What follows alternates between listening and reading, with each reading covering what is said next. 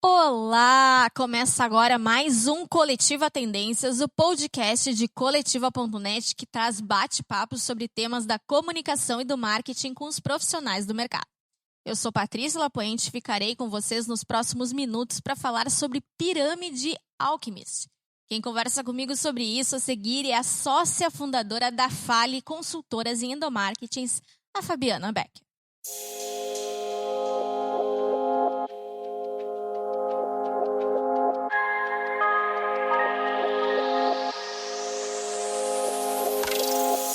Aqui então para a gente saber o que é a pirâmide de Alchemist e qual é o impacto dela nas organizações. Mas, antes da gente conversar sobre o tema do dia, eu vou pedir para ela se apresentar um pouquinho e contar para vocês um pouco sobre a trajetória profissional.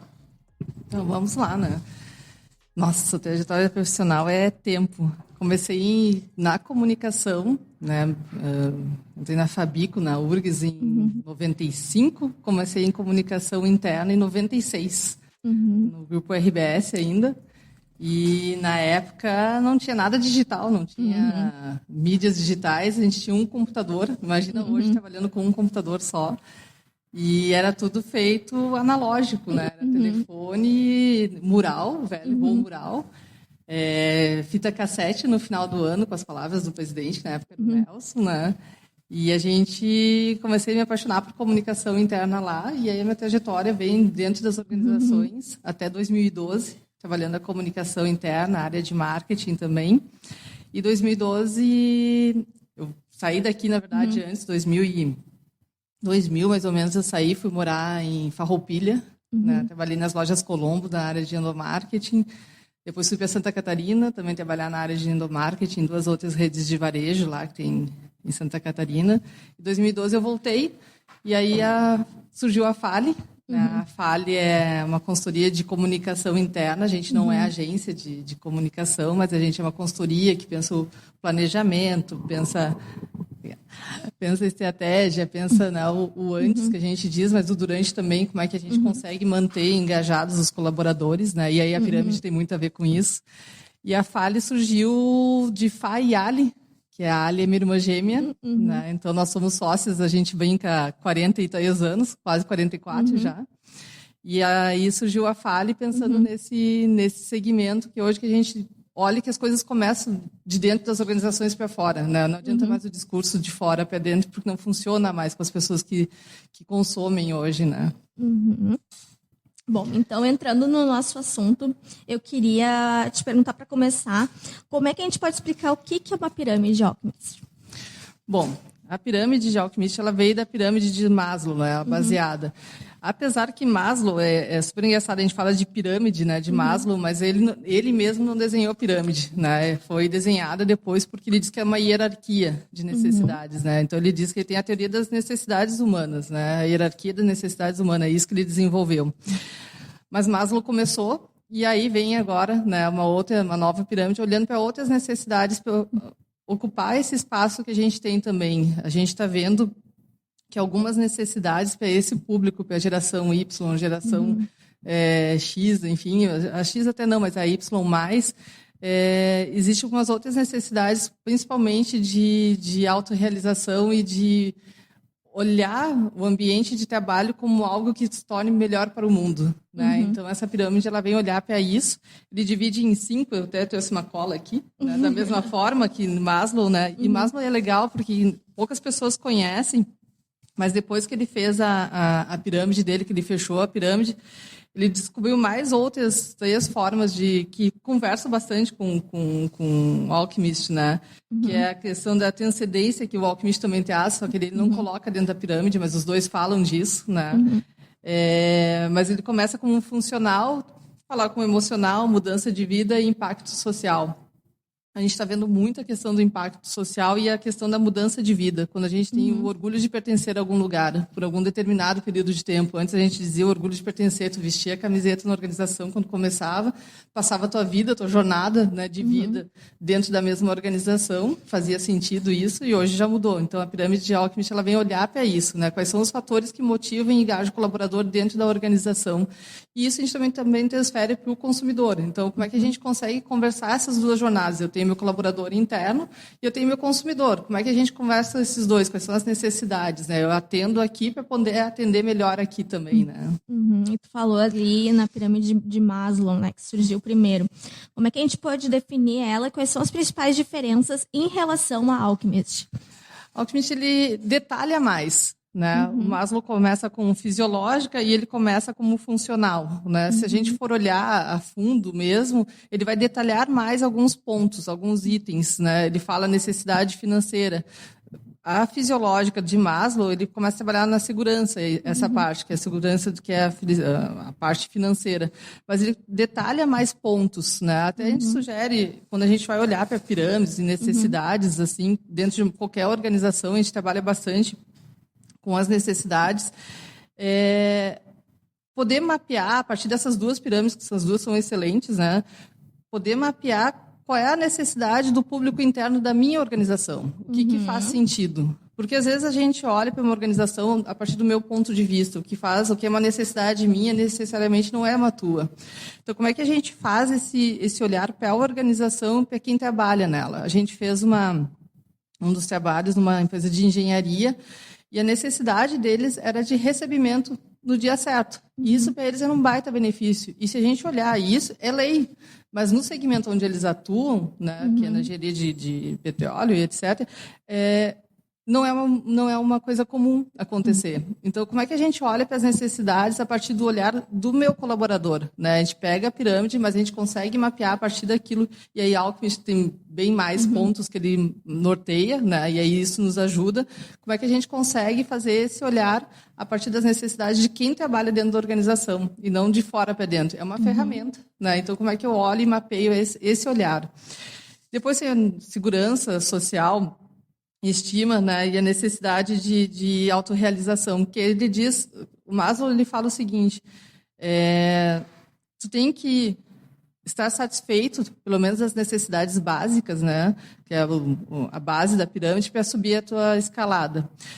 Chega a um determinado ponto que tu não precisa estar totalmente satisfeito, é uma busca, mas aí tu já pode pular para outro nível da pirâmide, né. Ele é orgânico, na verdade. Mas a gente diz, eu gosto muito até tem esse livro do Alex Castro, ele diz que a gente dá luz para aquilo que a gente não tem. Então, se eu estou com muita fome, muita sede, ou qualquer outra necessidade básica, eu não vou ter a minha atenção voltada para aquilo que precisa. Ou, se a gente for olhar em recebimento, salário, se eu não tiver um salário adequado para pagar o que eu preciso, né? Preciso pagar a escola, saúde, enfim, e algum luxo, como ele diz, né? Eu não consigo dar atenção para outras coisas.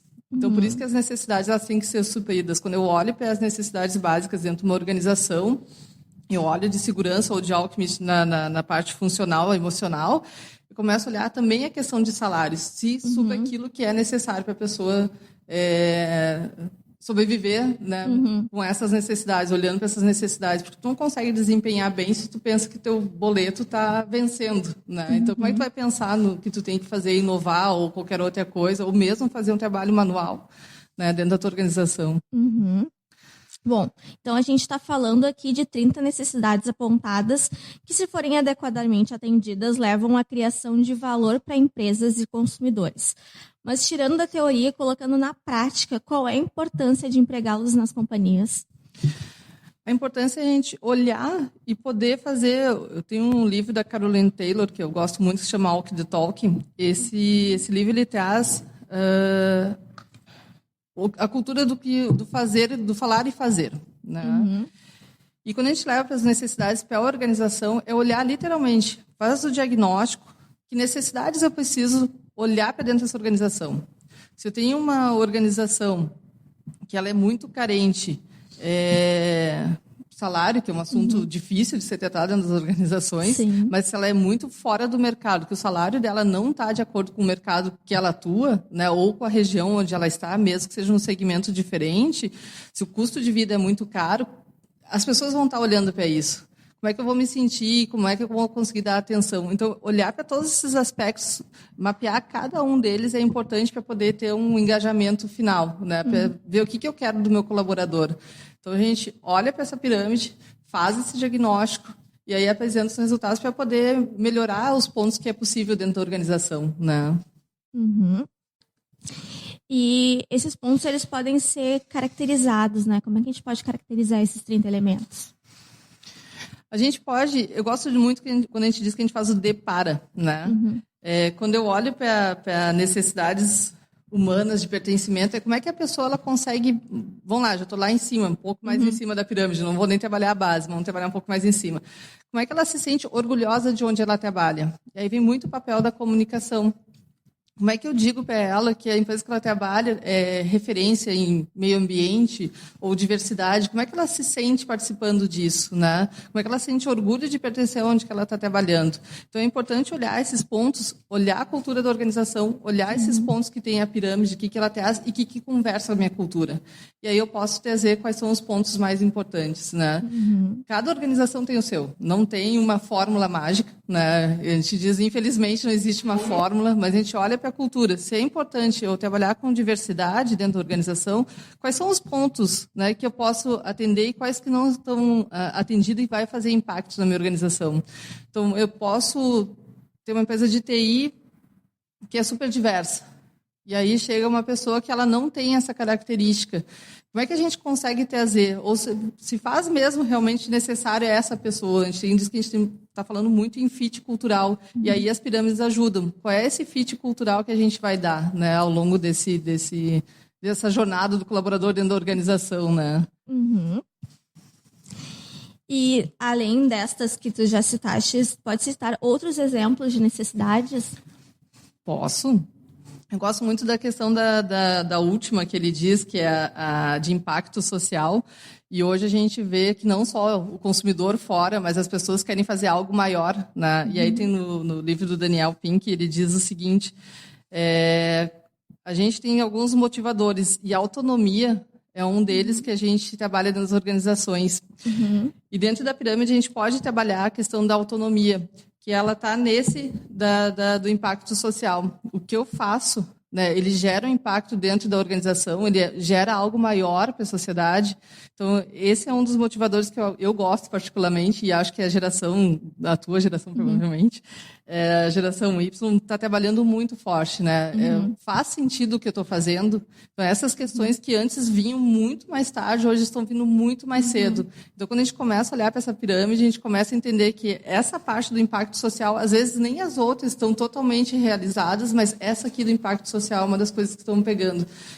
Se eu olho para a sustentabilidade, se eu olho para a diversidade, se eu olho para que a minha organização pode ser. Eu gosto muito de uma organização que é a Mercur, né? E eles têm um walk the talk que eu acho muito bem definido, tem que ser bom para todo mundo. É difícil isso. É difícil. Como é que eu faço e transformo as ações da organização para todo mundo, né? E todo mundo é toda a cadeia, funcionários, comunidade onde ele atua, né? Então, como é que eu faço esse de-para? Então, eu acho que essa é a parte legal da pirâmide, porque tu consegue olhar para cada um dos itens, e esse, para mim, é um dos fantásticos. E uma das coisas que eu acho legal, dentro do impacto social, que as organizações estão se dando conta que não é como a gente fazia antigamente. Vamos lá, a gente está no processo de mudança, né? Antes a gente dizia assim, quer ser voluntário? Dentro do impacto social é uma das coisas. Quer ser voluntário? Quero. Tá bom, então fora do teu horário, da tua jornada de trabalho, tu vai ser voluntário não sei aonde. Não, ele tem que fazer parte dentro da jornada de trabalho. Faz parte daquilo que ele está doando. Então, ele vai fazer mais, e já tem estudos com isso, eu acho muito legal, que ele faz mais dentro da organização, mesmo estando menos tempo. Então, essa parte é bacana de a gente olhar. Então, qual é o impacto social? E é uma das coisas que a gente tem visto bastante dentro das organizações, né? Para que eu sirvo, né? O tal do propósito, né? Por que eu sirvo? Por que eu estou aqui neste mundo, né? E as organizações nunca pensaram nisso, e hoje elas estão sendo desafiadas a pensar, né? Então, acho que é legal, porque é uma coisa que vem de base, né, de uma sociedade que está mudando. E lá na nossa Tendências Comunicação Empresarial, que foi onde saiu essa matéria, falaram que essa pirâmide hierarquiza valores essenciais da área moderna e aproxima as marcas do perfil de pessoas das novas gerações, impulsionando a entrega de soluções de marketing e de negócios genuinamente relevantes e significativas. Tu concordas com isso? Eu concordo. Eu acho que cada vez mais tem um artigo que já saiu há algum tempo, em 2012, eu acho, se eu não me engano, na HSM. Então já faz tempo. Onde é que a gente anda na parte digital? Onde é que a gente anda nessa transformação de mundo? Tem o último passo, é quando a gente não divide mais o interno e o externo dentro da organização. Hoje eu digo que o interno já nem, né, a comunicação interna, como a gente fala, nem existe mais, porque, né, tudo já está nas redes sociais, então ultrapassa os muros. Mas quando a gente olha para consumidor e olha para colaborador, o que a gente pode trabalhar junto? E hoje tem algumas organizações, não aqui no país, eu não vejo aqui, tirando de novo a América, mas fora do país, que traz os seus consumidores para desenvolver produto. E eu fico pensando nessas organizações mais tradicionais que não querem abrir seus números e suas fórmulas, né? O que vai acontecer com elas? Porque a pessoa que está fora, ela pode sim contribuir. E nós, como colaboradores, nós temos que entender essa pessoa que vem com novas ideias. Então, como é que a gente faz esse acerto?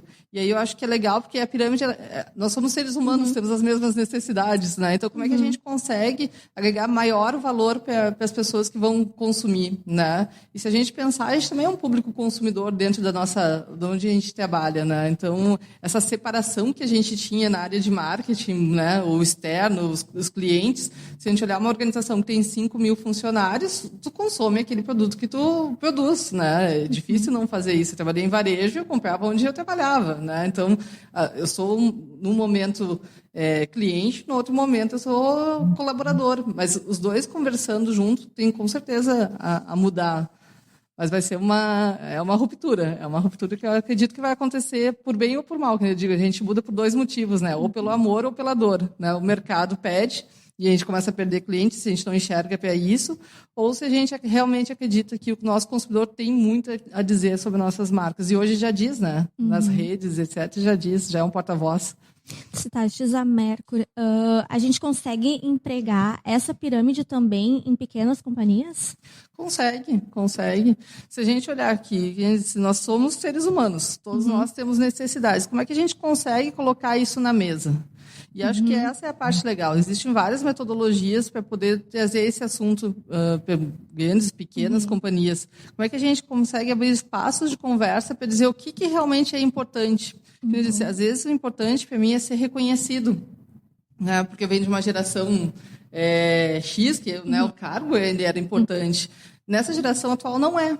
É a minha jornada, se eu estou feliz e se eu posso fazer outras coisas. Então, como é que eu consigo abrir essa roda de conversa dentro das organizações, aí não importa o número de pessoas, né, para poder fazer uma colheita que seja relevante para o resultado. E aí a gente vai conseguir entregar melhor resultado se as pessoas que estão dentro estão mais felizes, né? A gente fala que a gente não trabalhava com felicidade, e autorrealização tem tudo a ver com felicidade, né? E a gente não trabalhava com felicidade até 5, 6 anos atrás, não precisava ser feliz, né? Até bem pelo contrário, as pessoas que sorriam dentro do ambiente de trabalho, elas não produziam, né? Era esse o... Mas como é que a gente consegue olhar isso, juntar essas necessidades e dizer, bom, a partir daqui a gente consegue trabalhar melhor, né? E é legal que essa era, eu acho que é uma era de transparência. Então, as organizações elas também podem dizer, isso que vocês estão me pedindo, eu não consigo. E está tudo certo. Mas eu tenho que dizer que eu não consigo. Eu não posso fazer uma falsa promessa que vou te dar e não te dou. Porque aí gera frustração, gera demissão, turnover e tudo o restante que a gente conhece. Mas como é que eu consigo te entregar aquilo que tu quer e que eu também preciso entregar para o meu consumidor, para o meu cliente final? Então, como é que a gente faz esse misto, né? Então, a gente tem feito com várias metodologias do Art of Hosting, de conversas ativas, enfim, né, colocado para apoiar nessa construção. Isso é uma outra diferença, né? A gente olha, eu podia pegar a pirâmide, fazer uma divisão, e fazia isso antigamente com Maslow, mas fazer uma divisão, pessoas com salários até tanto, eu coloco nessa base da pirâmide, e eu fazia essa divisão sozinha lá, que eu dizia, na área de comunicação, de recursos humanos ou marketing, né, faço essa divisão sozinha. não faz mais sentido fazer sozinho. Eu tenho que perguntar e fazer com as pessoas, não mais para as pessoas. Então, esse com as pessoas muda muito a forma que eu vou entregar, né? E acho que esse é o ponto-chave. O que vocês querem? Como é que a gente constrói? E eu vou dizer o que é possível ou não, né? Afinal, dentro de organizações, a gente tem que ter maturidade, que às vezes a organização não pode, não é pai nem mãe, né? Acho que é essa relação que também tem que mudar. Por que acreditas que essa pirâmide é uma tendência de se valer desses valores? Porque ela é simples, né? Ela é fácil de a gente aplicar e quando a gente olha para ela, as pessoas já conseguem se identificar com as necessidades. Então, essa fácil identificação, ela é bem mais simples de a gente colocar na nossa conversa. Um ponto de partida. Porque se eu perguntar, o que tu necessita? Ah, necessito, sei lá, uma casa, né? Um iate. E aí, quando a gente vai olhar para a realidade, nem é isso. Às vezes, o que a pessoa quer, e tem várias pesquisas, o salário não é o primeiro citado, né? De novo, quando ele já atende as necessidades básicas de segurança. Ele não é citado, e aí o que a gente vê dentro das organizações é reconhecimento. Eu quero que as pessoas saibam o que eu faço e que aquilo que eu faço gera valor para a organização e para as pessoas, para o público final, onde eu atuo, no segmento que eu atuo. Então, ele é muito mais fácil a gente usar olhar essa pirâmide para poder fazer esse diagnóstico, né? Então, é simples, né? As pessoas conseguem olhar e tangibilizar aquilo, né? E quando elas conseguem tangibilizar, eu consigo colocar mais no chão o que eu preciso entregar. Bom, e a gente, nas revistas Tendências, faz um exercício de futurologia, né? A gente vê essas tendências. O que a gente pode esperar, então, nesta área para os próximos anos? O que eu estou vendo, assim, e gosto bastante é a questão da humanização das relações. A gente vem aí com tecnologia, tudo que isso a gente colocou de pirâmide, etc. Eu posso botar num sistema e o sistema fazer uma ligação, né, fazer dados, né, análise de dados e me dar um resultado. É possível de fazer isso. Mas a parte da humanização, como é que eu faço essa entrega, é diferente. Então, eu acho que a tendência dentro das organizações e para tudo que a gente vê é humanizar as relações. A parte boa que eu digo, a tecnologia vai tirar aquele trabalho que não é necessário, né, que ela pode fazer e vai nos dar mais tempo para isso. Só que a gente também não é acostumado a essa humanização. Então, eu acho que vai ser uma boa jornada até a gente olhar as relações mais humanas dentro das organizações, né? Então tá, Fabiana. Bom, este foi um episódio do Coletiva Tendências. Espero que tenham gostado do programa. Lembrando que a edição deste podcast é da Papier Conteúdo. Comentários, sugestões e críticas podem ser feitos por meio do e-mail tendências@coletiva.com.br e também das nossas redes sociais, no Facebook, no LinkedIn e no Instagram pelo @Coletiva Tendências. Até uma próxima. Tchau, tchau.